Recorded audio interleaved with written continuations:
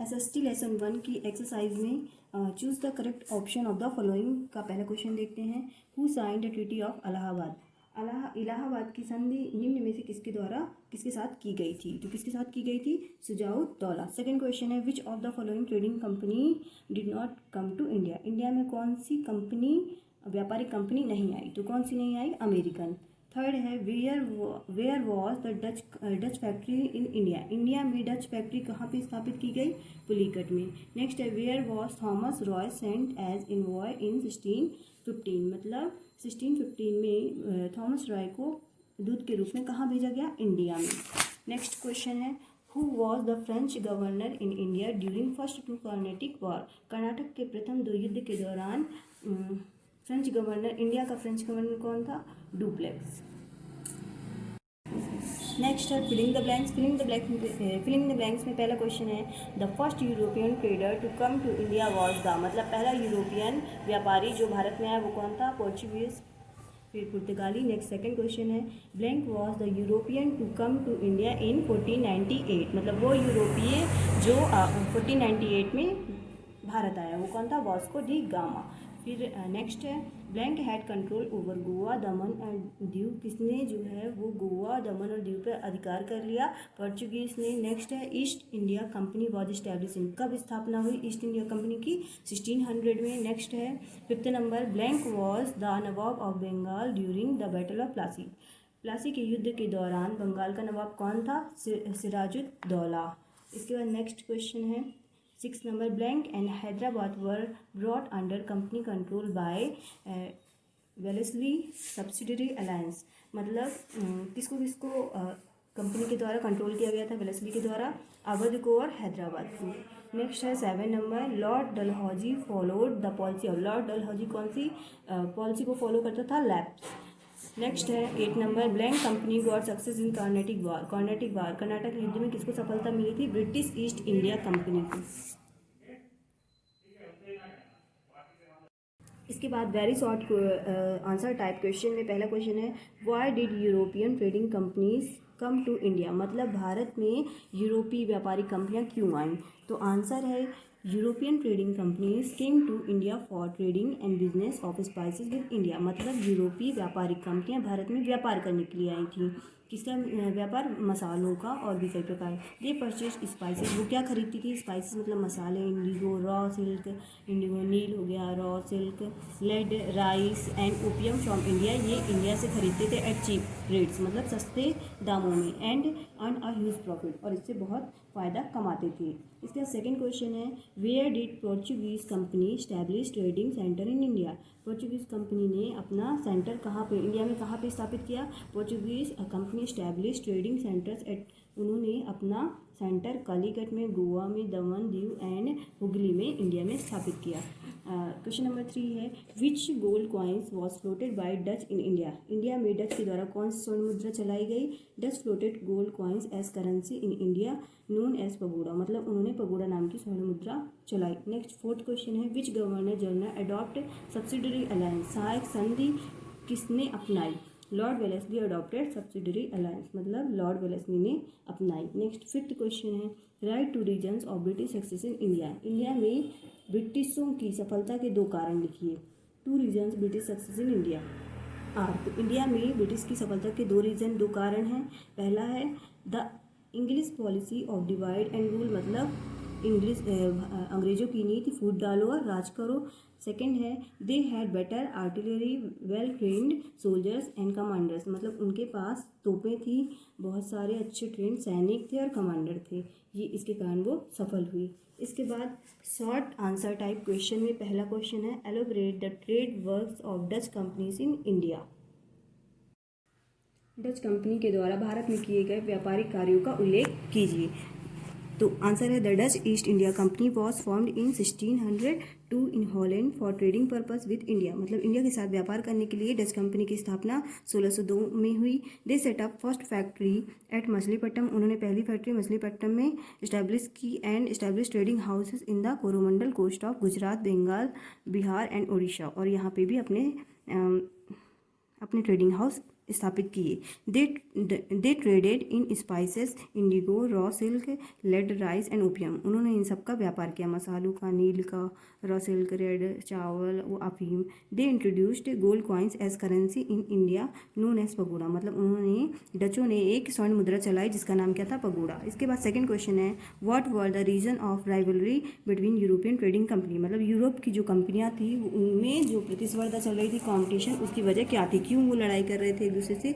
The rivalry between the European trading companies were for trade and then was to acquire political power and supremacy. मतलब दोनों कंपनियां, जो Europe की जो कंपनियां थी वो एक दूसरे से कॉम्पिटिशन करती थी व्यापार, अपना व्यापार जमाने के लिए और राजनीतिक सत्ता हासिल करने के लिए। इसके बाद थर्ड क्वेश्चन है write the terms of subsidiary alliance. मतलब सहायक संधि की शर्तें लिखिए। Under the subsidiary alliance system, the ruler of the Indian state was compelled to accept the permanent stationary. Under the subsidiary alliance system, the ruler of Indian state was compelled to accept the permanent stationing of a British force within his territory.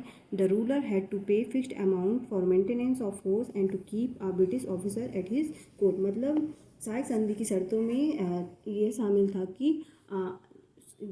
जैसे किसी company से अपन सहायक संधि करते थे तो उसकी सेना को इंडिया को अपने क्षेत्र में रखना पड़ता था, और इसके अलावा उसका एक कमांडर जो ऑफिसर रहता था वो उनके कोर्ट में, इंडिया वालों के कोर्ट में रहता था। इसके बाद लॉन्ग आंसर टाइप क्वेश्चन का पहला क्वेश्चन है कॉज ऑफ कर्नाटिक वॉर्स। मतलब कर्नाटक युद्ध के कारण।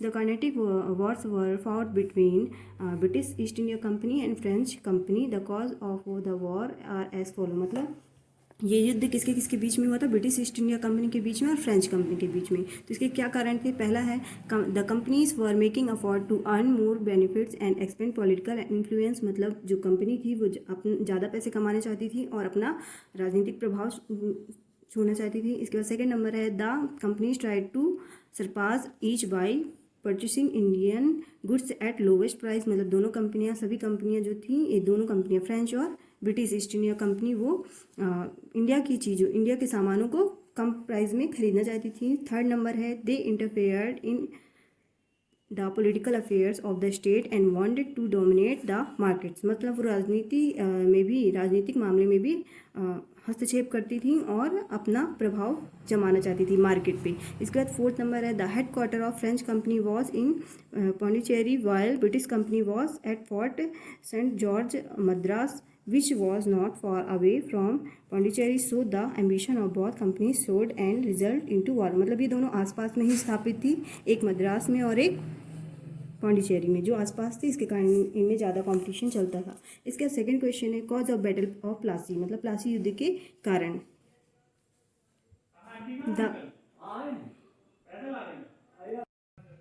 The Battle of Plassey was fought in 1757 between the English and the Nawab of Bengal। मतलब सिराजुद्दौला। मतलब ये जो युद्ध था वो किसके किसके बीच में लड़ा गया, अंग्रेज़ों के बीच में और बंगाल के नवाब सिराजुद्दौला के साथ, इन दोनों के बीच में लड़ा गया। The Nawab was defeated. मतलब नवाब को हरा दिया गया।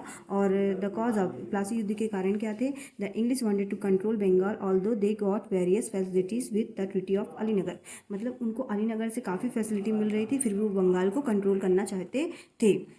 सेकेंड नंबर है Nawab Sirajuddaulah waved the treaty of Allahabad. लेकिन जो सिराजुद्दौला थे वो नहीं चाहते थे कि अलीनगर वाले उनको फैसिलिटी प्रदान करें। थर्ड नंबर है Mir Jafar the commander of the nawab's army cheated Siraj-ud-Daulah.